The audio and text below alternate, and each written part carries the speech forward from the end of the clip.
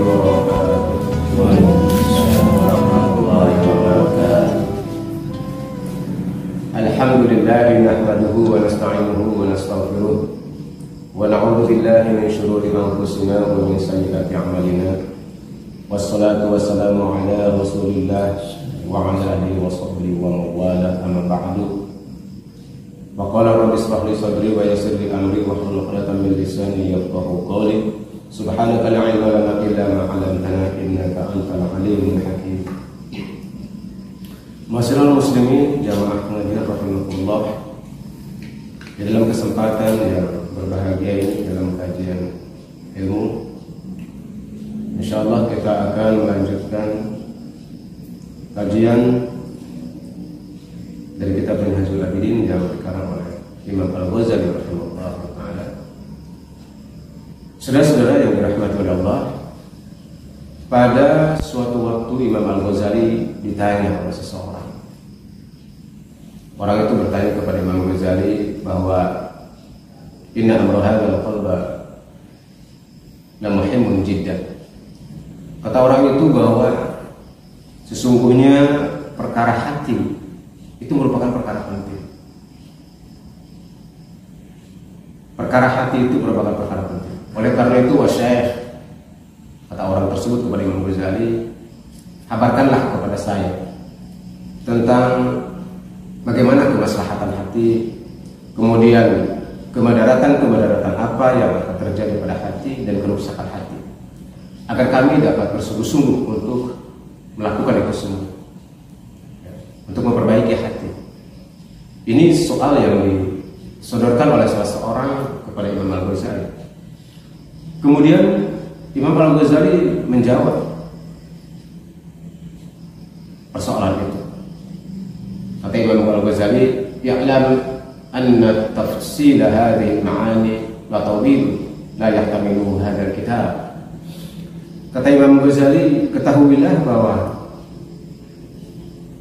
apa yang kamu maksudkan untuk menjelaskan makna daripada persoalan hati itu sangat panjang, sehingga tidak mungkin sempurna dituliskan di dalam kitab ini. Maksudnya di dalam kitab Minhajul Abidin. Jadi persoalan yang ditanyakan oleh seseorang tadi berkaitan dengan kemaslahatan hati, kemudian kemadaratan, bahaya-bahaya apa yang bisa ditimbulkan apabila seseorang tidak bisa menata hatinya. Ini tidak bisa dituliskan dalam satu kitab yang bernama Minhajul Abidin, kata Imam Ghazali. Ya. Karena ini sangat panjang, pembahasannya sangat panjang dan cukup rumit berkaitan dengan ini. Kenapa dikatakan bahwa menurut Imam Ghazali, fima yuhtaju ilaihi min dzalika nahwan min 90 khaslatan mahmudatan. Jadi di dalam persoalan yang ditanyakan tadi, persoalan hati tadi, itu sesungguhnya ada 90 perbuatan yang bersifat terpuji. Ada 90 perbuatan sifat terpuji. Kemudian wa fi amdadi hal madhmumah. Kemudian ada lawan daripada sifat terpuji yang disebut dengan sifat madhmumah, yang jumlahnya juga ada 90. Jadi saudara-saudara bisa diketahui oleh kita betapa banyaknya persoalan-persoalan hati, persoalan-persoalan qalbu yang melibatkan qalbu, yang disebut dengan sifat mahmudah. Sifat-sifat terpuji itu ada 90, kata Imam Al-Ghazali. Kemudian lawan daripada sifat mahmudah ini adalah sifat mazmumah, sifat tercela, yang juga ada 90. Begitu banyak dan begitu rumitnya persoalan-persoalan hati ini, persoalan qalbu ini. Sehingga pembahasannya wajar kalau Imam Ghazali mengatakan cukup panjang. Sehingga Imam Ghazali menuliskan persoalan-persoalan qalbu tadi yang 90 tadi di dalam kitabnya yang lain yang lebih panjang, yang lebih tebal, yaitu dalam kitab Ihya Ulumuddin. Ada di salah satu tajuk di dalam kitab Ihya Ulumuddin itu tentang ajaibul qalbi, tentang keistimewaan atau keajaiban hati. Itu salah satu pasal ya, di dalam kitab Ihya Ulumuddin. Baru di situ lebih lengkap dibandingkan dengan kitab Minhajul Abidin. Dikatakan oleh Imam Ghazali, apabila kamu ingin mengetahui keseluruhan tentang sifat-sifat mahmudah dan sifat-sifat mazmumah, sifat-sifat terpuji dan sifat-sifat tercela, maka dipersilahkan untuk mengkaji kitab Ihya Ulumuddin, kata Imam Al-Ghazali. Tetapi dalam hal ini Imam Ghazali mengatakan, di dalam kitab Minhajul Abidin ini Imam Ghazali mengatakan ada 4 hal pokok saja. Ada 4 hal pokok saja yang bisa kita bicarakan berkaitan dengan persoalan hati tadi. Persoalan dengan masalah kemaslahatannya, bagaimana menata hati, kemudian juga menghindari hal-hal yang akan merusak hati atau merusak qalbu. Cukup kita ketahui 4 hal saja, 4 perkara saja. Maka ini sudah memadailah bagi kita, apalagi orang awam. Ya. Memadailah untuk bisa menata hati ke arah yang lebih baik. Kenapa 4 hal ini merupakan hal yang pokok? Bahkan boleh dikatakan 4 hal ini adalah merupakan hal yang pokok, yang paling utama terlebih dahulu ditata oleh kita. Dengan sifat-sifat mahmudahnya yang terpujinya, dan hindarilah sifat-sifat yang tercelanya, mazmumahnya, yang merupakan perlawanan daripada sifat mahmudah. Kenapa ini sangat penting sebagai persoalan pokok? Hiya madahidul abidi. Karena 4 persoalan yang akan kita bicarakan ini itu tempat tergelincirnya ahli ibadah. Nah, seringkali dengan 4 persoalan ini yang akan kita bicarakan, ini menyebabkan ahli ibadah pun tergelincir. Oleh karena itu dikatakan ini merupakan hal yang sangat pokok dan sangat penting.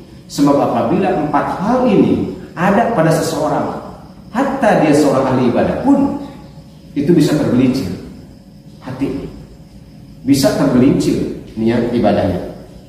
Kemudian wafatu dan bahayanya mujtahidin, bahaya bagi orang yang sedang bersungguh-sungguh sekalipun, orang-orang yang sedang berjuang, itu sama bisa tergelincir dengan 4 persoalan ini. Ya. Wahya fitanul qulub, dan keempat persoalan ini juga akan menjadi fitnah bagi hati, bisa menjadi fitnah. Wabaliyatun nufus, dan itu akan berbahaya bagi jiwa seseorang apabila 4 persoalan ini, 4 perkara ini ada pada dirinya, maka berbahaya bagi jiwanya. Tu'uku, karena apa?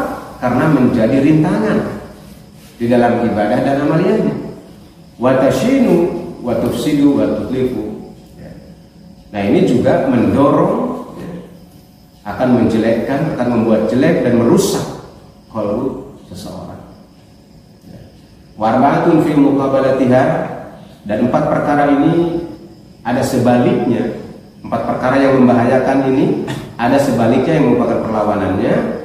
Fabiha, dari lawan sifat-sifat mazmumah tercela tadi ada sifat-sifat mahmudah yang harus kita miliki. 4 perkara juga. Jadi ada 4 perkara yang kita bicarakan yang bersifat mazmumah, yang tercela, dan 4 perkara yang lawannya bersifat mahmudah. Nah, apabila sifat mahmudah ini dimiliki, maka qiwamul ubad ini akan semakin menegakkan ahli ibadah tadi. Wa intizamul ibadah, dan juga semakin teraturnya ibadah seseorang. Wasalahul qulub, dan semakin beresnya persoalan hati. Wal afat, dan 4 persoalan ini apa saja? Nah, itu. Jadi apabila 4 persoalan tadi dapat diatasi, maka akan menimbulkan tegaknya ibadah pada seseorang, kemudian teraturnya ibadah seseorang, kemudian terselesaikannya persoalan-persoalan qalbu, hatinya menjadi bersih. Ya. Falafat arba'un, 4 hal yang membahayakan itu apa saja? Nah, 4 hal yang membahayakan ini merupakan 4 hal yang pokok yang harus kita ketahui, yang akan merintangi dan harus kita hindari. Jangan sampai yang 4 hal pokok ini ada pada diri kita, karena ini adalah 4 hal pokok yang membahayakan. Yang pertama adalah al-amalu. Al-amalu ini angan-angan, angan-angan kosong, cita-cita kosong, cita-cita yang terlalu melambung. Itu al-amalu, atau disebut juga dengan tawil amal, ya, panjang angan-angan. Kemudian yang kedua, wal isti'jalu, perbuatan tergesa-gesa. keburu-buru, ya, terburu-buru, tergesa-gesa, segala sesuatu pengen cepat hasil, segala sesuatu pengen cepat kabul. Ini juga merupakan persoalan hati, penyakit hati. Kalau sudah dikatakan persoalan hati, berarti itu adalah merupakan satu penyakit. Kemudian yang ketiga, wal hasad, dengki, hasud dan dengki. Ini juga penyakit hati yang berbahaya. Dan yang keempatnya adalah wal kibru, yaitu takabur atau sombong. Nah, 4 persoalan ini sangat berbahaya apabila ada pada diri seseorang. Selain merintangi, merusak, ya, bagi ahli ibadah sekalipun. Selain rusak ibadahnya, rusak jiwanya, bahkan rusak pahala ibadahnya dan amal solehnya.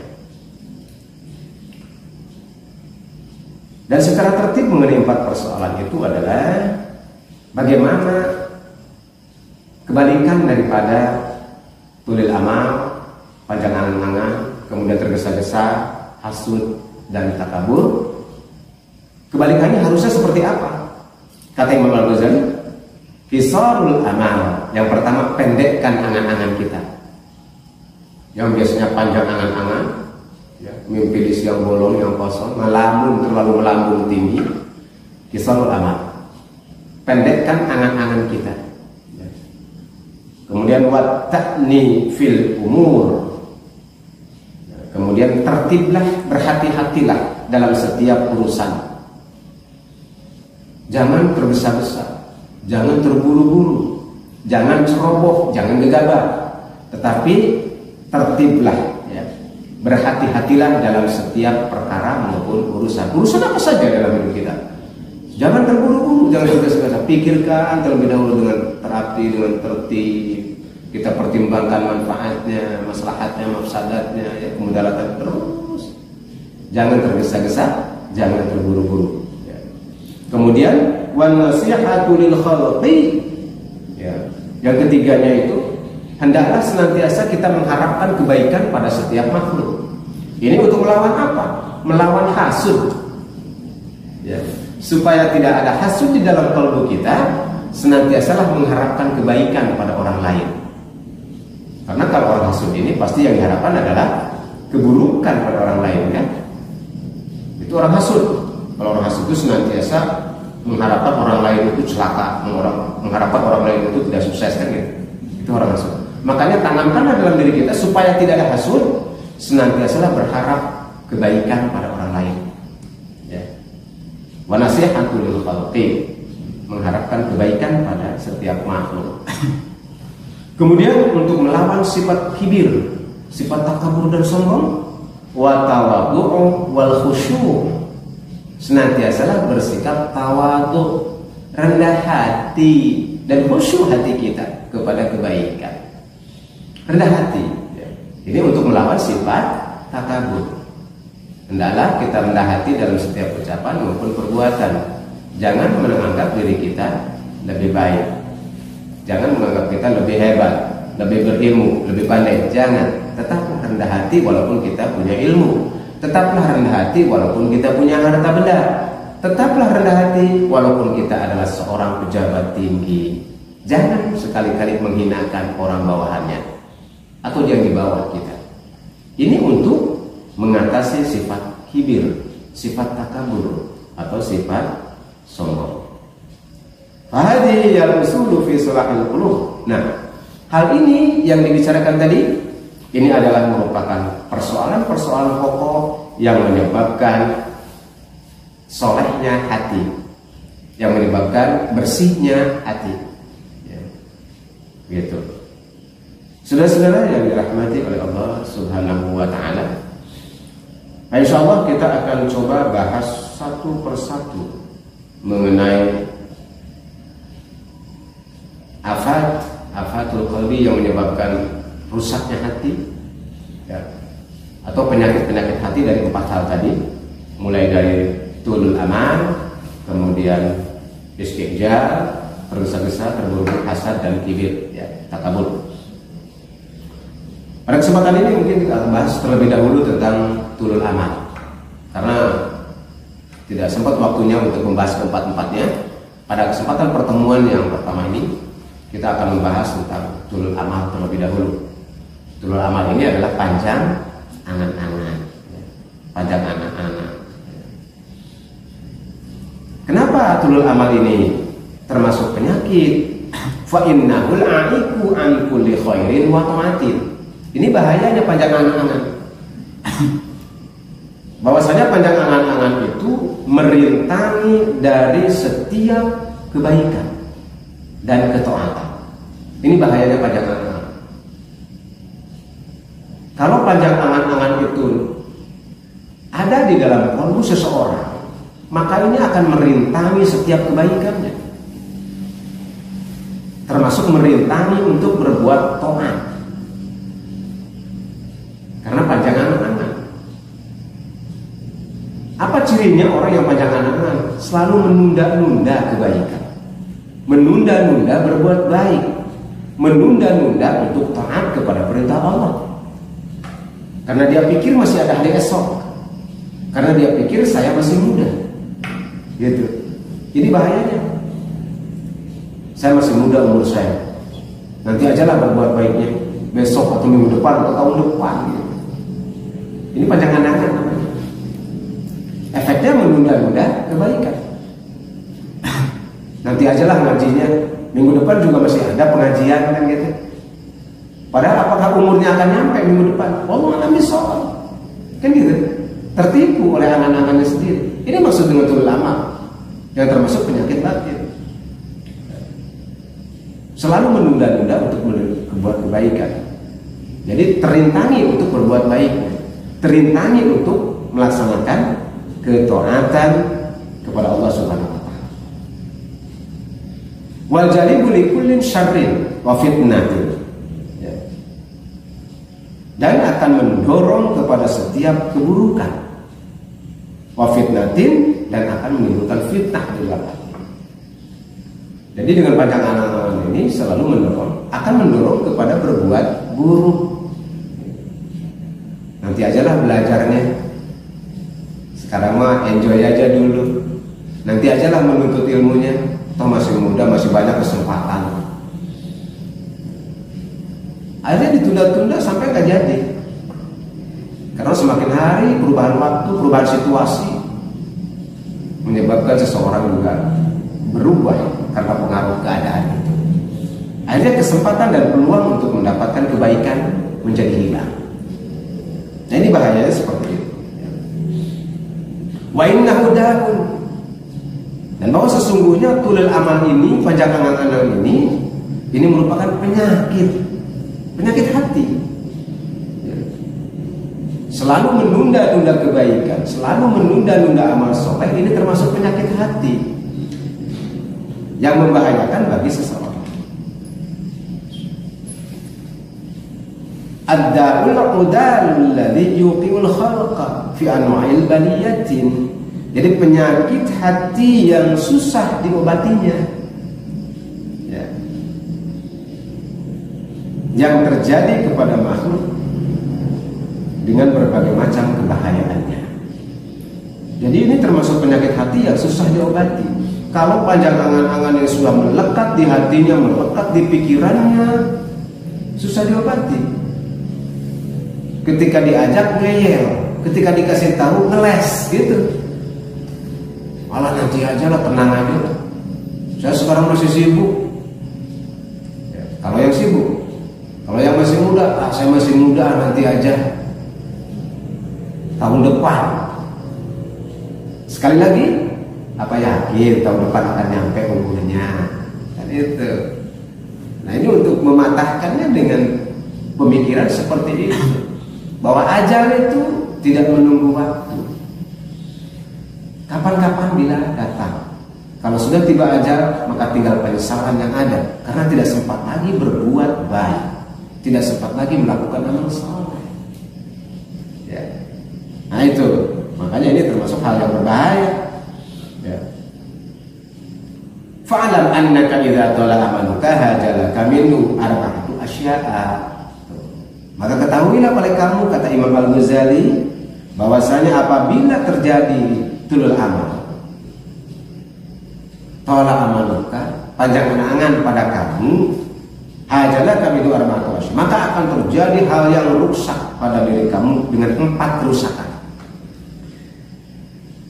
Bila ada tulul amal, satu penyakit hati saja. Maka tadi dikatakan oleh Imam Ghazali sangat panjang dengan 90 tadi sifat mahmudah dan sifat mazmumah.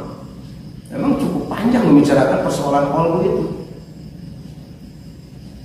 Untuk berbicara masalah tulul amal aja, ini cukup membutuhkan waktu. Ada 4 bahaya yang ditimbulkan apabila tulul amal ini atau panjang angan-angan ini ada pada seseorang. Apa bahayanya? Harus kita ketahui supaya kita bisa menghindari. Jangan sampai kita dihinggapi oleh pemikiran panjang angan-angan, ngalamun itu jelas, tidak jelas, ngahayal, nanti ajalah, mudah-mudahan nanti aja terus sampai nggak jadinya berbuat baik, sampai nggak jadinya melakukan amal soleh dan ibadah. Apa 4 bahayanya? Dua yang pertama, tarkut ta'ati wal kasalu fiha. Ini bahayanya apabila panjang angan-angan. Tarkut ta'ati meninggalkan ketaatan dan malas di dalam melakukan ketaatan. Meninggalkan dan malas. Itu akibat panjang angan-angan. Karena dia berpikir apa? Masih ada waktu. Biasanya apa yang dipikirkan oleh orang yang panjang angan-angan berkaitan dengan ketaatan tadi? Ngelesnya seperti apa? Ini bahasa ngeles nih. Sudah dituliskan oleh Imam Al-Ghazali dalam kitabnya ini, Minhajul Abidin. Orang yang panjang angan-angan itu selalu ngeles ketika diajak taat, ketika diajak beramal soleh, ketika diajak ibadah. Apa ngelesnya? Ini ngelesnya nih. Orang itu akan ngomong saufa af'alu wal ayyamu baina yadayya wala yafutuni dzalika. Tuh ngelesnya tuh. Jadi kata orang yang panjang angan ini ketika diajak kepada taat, malas kepada taat kepada Allah, malas kepada ibadah, tak malas untuk ilmu, malas beramal soleh dan berbuat baik. Apa alasannya? Saufa af'alu wal ayyam. Saya akan melakukan itu dalam suatu waktu nanti deh. Dalam bahasa kita aja gitu. Saya akan melakukan itu, melakukan kebaikan, melakukan ibadah, melakukan amal soleh, menuntut ilmu nanti deh, suatu saat nanti. Itu bahasanya. Tenang aja nanti. Baina yadayya wala yafutuni dzalika. Dan saya akan melakukan ketaatan itu nanti. Saya akan menuntut ilmu nanti. Selalu. Itu alasannya ngeles. Mungkin ya saudara pernah ngajak seseorang. Nah ketika ngajak itu alasan seperti itu. Ya deh nanti deh. Minggu depan enggak. Ya nanti deh. Minggu depan lagi. Sekarang lagi begini, sekarang lagi begitu. Jadi selalu nanti dan nanti. Walaupun shadaqa Daud Tariq rahimahullah, dan ini sudah dikatakan oleh Syekh Daud At-Ta'i rahimahullah taala. Aisu qala man khafa al-ba'idu qaruba 'alaihi al-ba'id wa man tala amalu sa'amalu. Nah, itu kata Syekh Daud At-Ta'i, barang siapa yang takut akan ketinggalan maka dekatlah dia dari suatu hal yang kelihatannya jauh. Jadi ada kalau seseorang merasa takut ketinggalan, maka sesuatu yang jauh itu menjadi dekat. Ya. Takut ketinggalan ibadah, takut ketinggalan melakukan amal soleh kebaikan, takut nggak jadi kalau ditunda-tunda, ya. Takut nggak sempat nantinya menuntut ilmunya, maka yang jauh, yang lama itu menjadi terasa dekat baginya. Wa man tala amaluhu sa'amaluhu. Apabila seseorang yang panjang angan-angan, maka jeleklah amalnya nanti orang itu. Ya. Nah itu kata Imam Daud At-Ta'i, Syekh Daud At-Ta'i rahimahullah taala. Itu yang pertama, saudara-saudara sekalian. Ya. Jadi seseorang yang panjang angan-angan ini bahayanya yang pertama adalah tadi meninggalkan ketaatan dan malas untuk berbuat taat. Kemudian yang kedua, bahaya yang ditimbulkan seseorang yang panjang angan-angan adalah tarkut taubati wa taswifuha, meninggalkan taubat dan menunda-nunda taubat. Nah, ini akibat panjang angan-angan itu. Tidak mau tobat atau menunda-nunda tobat. Ketika melakukan kesalahan, keburukan, disuruh tobat nanti aja deh. Belum dapat hidayah katanya. Belum dapat hidayah, tobatnya nanti aja. Nah ini bahaya. Orang-orang yang menunda tobat ini bahaya. Jangan-jangan nggak sampai tobatnya, keburu datang ajalnya. Bahayanya di situ. Orang-orang yang menunda-nunda tobat, bahayanya ajalnya datang lebih dulu sebelum dia tobat. Naudzubillah, semua naudzubillah. Ini bahayanya, saudara. Ya. Apa ngelesnya? Sama. Orang yang diajak tobat, yang nunda-nunda tobat, nggak mau tobat itu juga ada ngelesnya. Apa katanya bagi orang yang tadi? Saufa atubu. Saya nanti akan tobat. Nanti lagi aja. Nanti saya akan tobat. Sekarang saya lagi seneng-seneng dulu, pengen seneng-seneng dulu, pengen enjoy dulu, pengen puas-puasin dulu masa muda. Ntar tobatnya kalau udah tua. Yakin umurmu akan sampai tua? Siapa yang bisa atur umur kita, usia kita? Saufa atubu, saya akan tobat nanti. Wa fil ayyami sa'atu wa nasyabun wa sinni qalilun. Saya nanti akan tobat di dalam suatu saat nanti. Dia menentukan. Dia angan-angan. Suatu saat nanti saya akan tobat. Entah suatu saatnya kapan. Ditunggu-tunggu. 1 minggu, 1 bulan, 1 tahun, 2 tahun. Belum tobat-tobat juga. Karena makin lama itu angan-angan ada dalam dirinya, maka dia makin jauh dari pintu tobat. Wa ana sabun, dan saya masih muda katanya. Wasinni qalilun, dan umur saya masih sedikit. Itu alasannya. Alasan ngelesnya itu orang yang tidak mau tobat atau yang menunda-nunda tobat.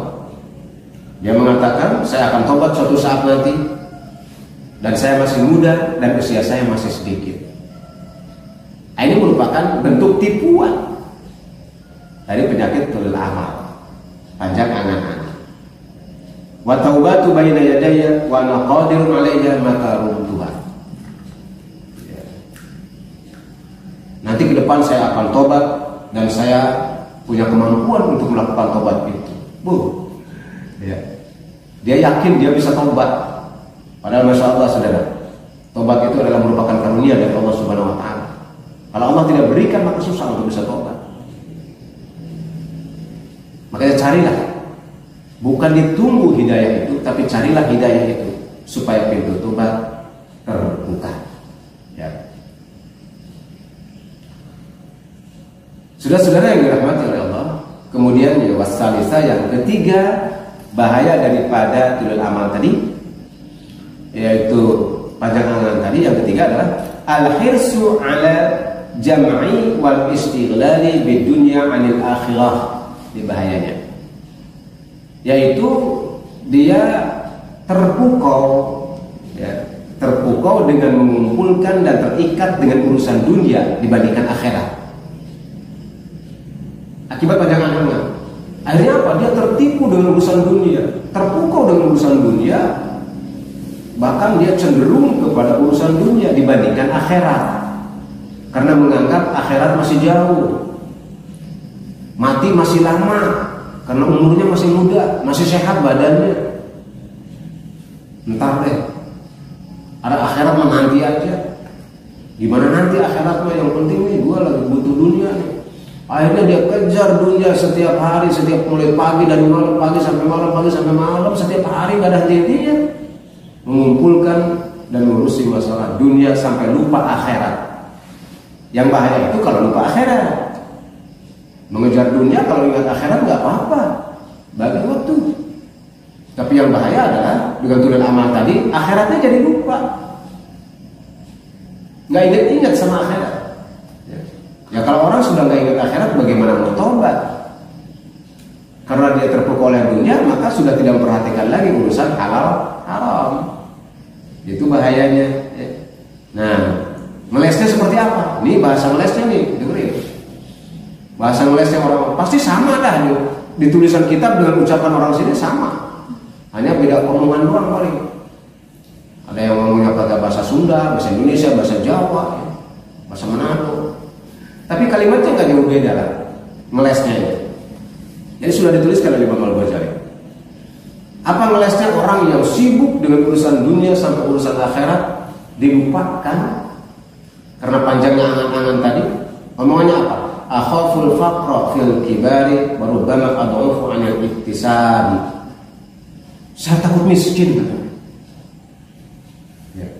Kalau saya nggak mengejar dunia dari muda ini, mengumpulkan harta dari muda untuk bekal nanti saya sudah tua, saya takut miskin. Ya.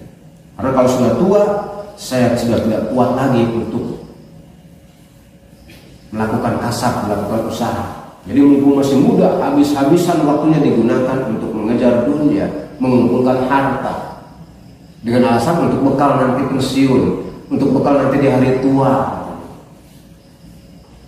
Pas dia kejar urusan dunia nggak dapat, tua mah terus jalan. Mau dapat mau enggak urusan dunia mah tua mah jadi.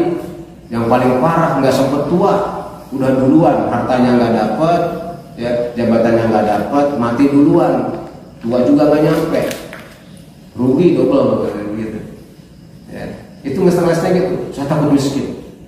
Ada setiap hari dia ngumpulin duit, ngumpulin harta. Untung nama duit nama nggak dapat, hartanya nggak dapat, siapa yang ada, tua nggak dapat.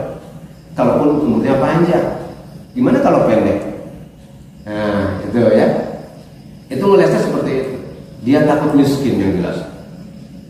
Makanya dia bertungkus melumus, habis-habisan, mati-matian, kepala dijadikan kaki, kaki dijadikan kepala, untuk ngejar-ngejar urusan dunia dengan alasan untuk bekal di hari tua, bekal di masa depan. Masa depan tuh yang mana? Masa depan tuh akhirat, bukan di dunia ini. Dunia ini masa sekarang, akhiratlah masa depan kita. Masa depan tuh bukan pensiun, bukan tua, karena belum tentu sampai pensiun, belum tentu sampai tua. Itu alasannya saudara. Ya.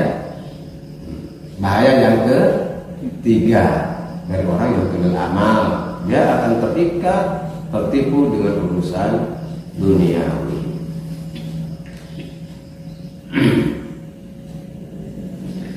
Nah kemudian yang keempat kita percepat saja nih pembahasannya. Yang keempat persoalan tulul amal ini yaitu al-qaswatu bil qalbi wan nisyanu lil akhirah. Bahaya daripada panjang angan adalah al-qaswatu bil qalbi, kerasnya hati. Hatinya jadi keras. Wan nisyanu lil akhirah, lupa kepada akhirat. Itu efeknya tuh. Kalau orang yang panjang angan, yang lamunannya terlalu melambung, terlalu tinggi dengan urusan dunia, urusan sekarang, hatinya jadi keras, kemudian lupa kepada akhirat. Kalau hati sudah keras seperti apa? Susah dikasih nasihat, susah dikasih tahunya, ngeles melulu, susah diajaknya kepada kebaikan, kebenaran, kepada taat, kepada Allah, susah diajaknya, ngeles melulu. Alasannya banyak. Nah itu, hatinya jadi keras. Bahkan kalau diajak, kalau dinasehati marah. Udah jangan ngurusin gue, urusan diri sendiri katanya gitu. Nah iyalah. Ya, diomonginnya susah. Pasti marah-marah, pasti ngeles. Nah itu. Li'annaka idza amalta al-'aisha at-tawila la tadhkurul mauta wal qabra. Karena bahwasanya kamu ketika bercita-cita atau berkeinginan hidup yang lama, ketika kamu bercita-cita berkeinginan hidup yang lama di dunia ini, saya ingin hidup 1000 tahun lagi, melebihi para nabi. Mana ada manusia sekarang hidup 1000 tahun? Sampai 80, 90 aja udah syukur. Yang 100 tahun pun udah jarang. Umat akhir zaman ini sudah jarang mencapai 100. Tetapi apabila ada dalam diri kita ingin hidup lebih lama, maka akibatnya apa? La tadkurul mauta wal qabra. Dia tidak akan ingat kepada mati dan kubur. Tidak akan mati, tidak akan ingat kepada kematian, dan tidak akan ingat kepada alam kubur. Efeknya itu. Karena cita-citanya pengen hidup lama di dunia ini. Ngapain? Mau ngapain? Yo, hidup 1000 tahun mau ngapain di dunia ini? Orang-orang udah pernah mati, dia hidup sendirian di dunia. Betah hidup sendirian di dunia. Hidup 1000 tahun. Orang-orang pada meninggal semua. Dia sendirian. Gak bakal betah. Itu ya. Bahaya seperti itu. Jadi kerasnya hati, dia tidak akan ingat kepada kematian, dan juga tidak akan ingat kepada alam kubur. Kama qala Ali bin Abi Thalib karramallahu wajhah, seperti apa yang dikatakan oleh Sayyidina Ali karramallahu wajhah, inna akhwafa ma akhafu alaikum isnatani.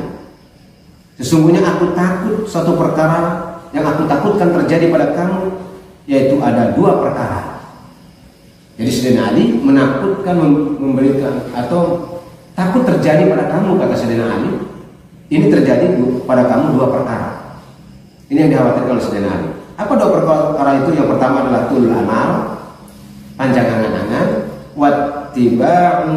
wattiba'ul hawa. Yang kedua mengikuti hawa nafsu. Itu yang dikhawatirkan oleh Sayyidina Ali terjadi pada kita. 2 perkara. Yang pertama adalah tulul amal, wattiba'ul hawa.